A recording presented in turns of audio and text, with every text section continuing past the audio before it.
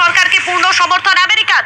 বাংলাদেশের সংবিধান অনুযায়ী এবং আইনের চোখে শেখ হাসিনা এখনো বাংলাদেশের বৈধ প্রধানমন্ত্রী। অন্তর্বর্তী সরকার গঠিত হয়েছে বাংলাদেশে, সেটা অসাংবিধানিক এবং আসসালামু আলাইকুম ওয়া রাহমাতুল্লাহ।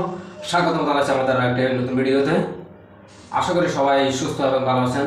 গুরুত্বপূর্ণ একটা ভিডিও নিয়ে আসছি।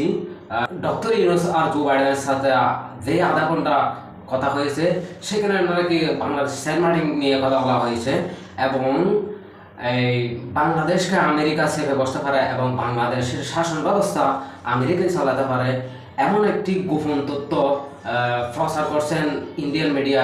চলুন আমরা সেই গোপন ভিডিওটি দেখে আসি। তার আগে যারা আমার চ্যানেল নতুন, চ্যানেলটি সাবস্ক্রাইব করবেন, লাইক কমেন্ট শেয়ার করার সাথে থাকবেন। চলুন আমরা সেই ভিডিওটা দেখে আসি। বাংলাদেশের সংবিধান অনুযায়ী এবং আইনের চোখে শেখ হাসিনা এখনো বাংলাদেশের বৈধ প্রধানমন্ত্রী। এই সরকারকে ভেঙে দিয়ে যে অন্তর্বর্তী সরকার গঠিত হয়েছে বাংলাদেশে, সেটা অসাংবিধানিক এবং অবৈধ। বাংলাদেশে এই মুহূর্তে যদি ভারতের মতো স্বাধীন বিচার ব্যবস্থা থাকতো, তবে মোহাম্মদ ইউনূস নিউ ইয়র্কে গিয়ে জো বাইডেনের সঙ্গে মিটিং করতে পারতেন না, কিংবা রাষ্ট্রসংঘের সাধারণ সভায় উপস্থিত থাকতেও তিনি পারতেন না। সেখানে থাকতেন শেখ হাসিনা। এই কথাটি গত এক মাস ধরে একাধিক প্রতিবেদনে আমি বলেছি। আমার এই কথা ছিল সংবিধান এবং গণতন্ত্রের কথা। যারা সংবিধান মেনে চলায় বিশ্বাসী, গণতান্ত্রিক ব্যবস্থায় বিশ্বাসী, তারা যে দলেরই সমর্থক হন না কেন, যে কথাগুলো আমি বলেছি সেগুলো তাদেরও কথা হওয়া উচিত। যদিও গণতন্ত্রের কথা বলে, গণতন্ত্রকে বাঁচাবার কথা বলে, তথাকথিত গণতন্ত্র রক্ষার লড়াইয়ে নেমে গণতন্ত্রকে হত্যা করলেন যারা, তারা সত্যকে দেখার সাহস নেই বলে, আইনের সামনে দাঁড়াবার সাহস নেই বলে অকথ্য অভদ্র ভাষায়, ভদ্র সমাজে উচ্চারণের অযোগ্য এমন ভাষায় আমাকে বহুবার আক্রমণ করেছে। আমাকে আওয়ামী লীগের দালাল বলেছেন। অথচ যেহেতু আমি বাংলাদেশের বাসিন্দা নই, তাই আওয়ামী লীগের কাছ থেকে আমার কিছু পাওয়ার প্রত্যাশাও নেই, আর আমি সেই প্রত্যাশা নিয়ে আমার এই কথাগুলো বলিনি।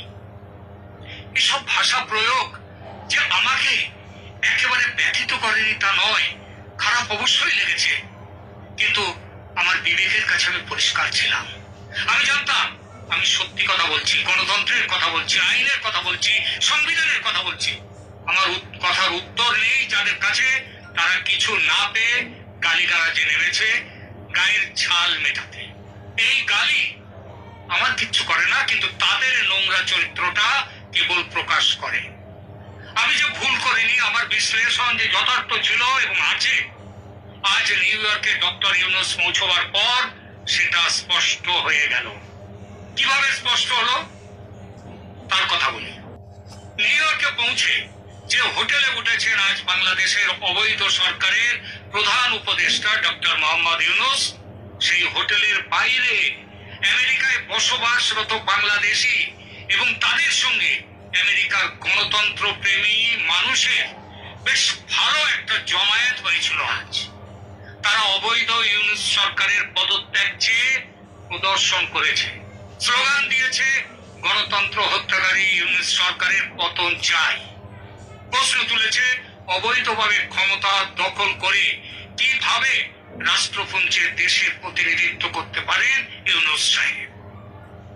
আন্দোলনের ব্যাপকতা দেখে যে মুষ্টিমেয় হাসিনা বিরোধী দুর্বৃত্ত 5ই আগস্ট নিরাপত্তা বাহিনীর প্রশ্রয়ে জোর করে বাংলাদেশ দূতাবাসে প্রবেশ করে জাতির পিতা বঙ্গবন্ধু শেখ মুজিবুর রহমানের ছবি, তার মূর্তি দেয়াল থেকে টেনে নামিয়ে নিচে ফেলে পায়ে মারিয়ে নিজেদের বীরত্ব দেখিয়েছিল, ভাঙচুর করেছিল দূতাবাস, সেই বীর পুরুষরা আজ মোহাম্মদ ইউনূসের হোটেলের ধারে কাছে যাওয়ার সাহস পায়নি।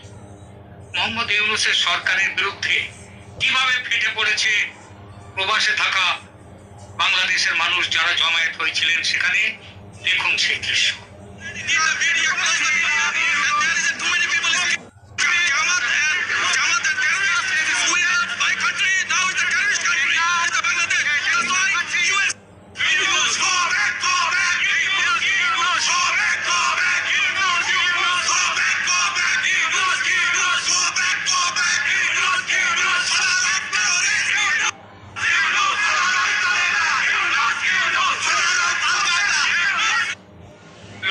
উপমহাদেশ শেখ হাসিনার আশঙ্কা বাংলাদেশে থাবা বসাচ্ছে আমেরিকা। বাংলাদেশের অন্তর্বর্তী সরকারকে পূর্ণ সমর্থন আমেরিকার। রাষ্ট্রসংঘের জেনারেল মিটিং এর মাঝে বাইডেন ইউনুস বৈঠক। ভারত এবং চীনকে চাপে রাখতে বাংলাদেশের কূটনৈতিক শক্তি বৃদ্ধি করতে চায় আমেরিকা।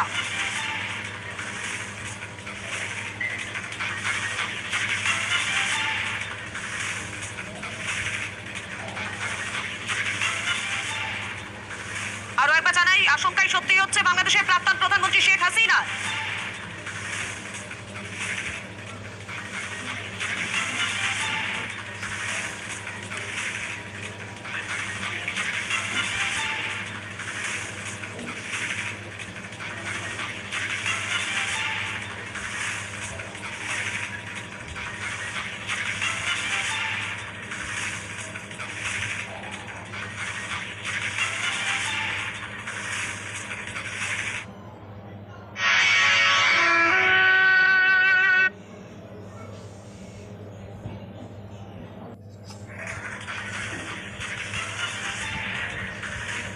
অনুপ্রবেশ নিয়ে অমিত শাহের হুঙ্কার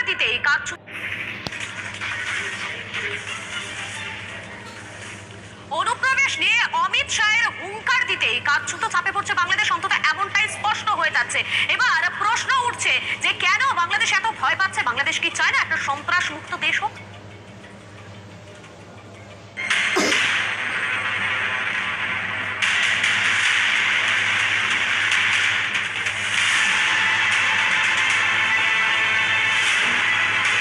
झारखंड सरकार बदल दो, मैं आपको वादा कर कर जाता हूं, एक एक घुसपैठिए को चुन चुन कर झारखंड के बाहर निकालने का हम काम करें। বাংলাদেশ থেকে দলে দলে এদেশে ঢুকে পড়েছে অনুপ্রবেশকারী। কখনো ওপার থেকে এপার বাংলা, কখনো অসম, কখনো বা ব্যবহার করা হচ্ছে ঝাড়খণ্ড বা বিহারের মাটি। হাতে গরম প্রমাণও উঠে এসেছে রিপাবলিকের হাতে। কয়েক মাস আগেই অনুপ্রবেশের ছিল কর্ণাটকে। नाम क्या है भाई आपका? मोहम्मद हफीज। कहाँ से आया? बांग्लादेश का था। झूठ बोल के आपसे कोई पैदा नहीं है। कैसे आया वहाँ से? वो हम तो लेके आते हैं ना दूसरे एक आदमी से, वो थोड़ा बहुत पैसा तो लेके आते हैं। कितना पैसा? वो 5,000 लेता है। এজেন্টের পকেটে টাকা গুঁজে দিলেই ভারতে নিশ্চিত ঢোকা সম্ভব বলেও জানিয়েছিল ওই 6 বাংলাদেশি অনুপ্রবেশকারী। এরপরই ঝাড়খণ্ডের সভা থেকে ফের অনুপ্রবেশ ইস্যুতে গর্জে উঠলেন কেন্দ্রীয় স্বরাষ্ট্রমন্ত্রী।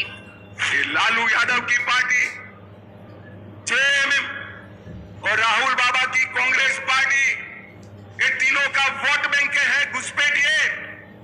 वोट बैंक के डर से वो घुसपैठ को रोकते नहीं। অমিত শাহর এই মন্তব্যে বেজায় গোসা বাংলাদেশের। প্রিয় দর্শক মণ্ডলী, আপনি আপনার ব্যক্তিগত মতামত জানাবেন। ভালো থাকবেন, সুস্থ থাকবেন। দেখা হচ্ছে পরবর্তী ভিডিওতে। সালাম আলাইকুম।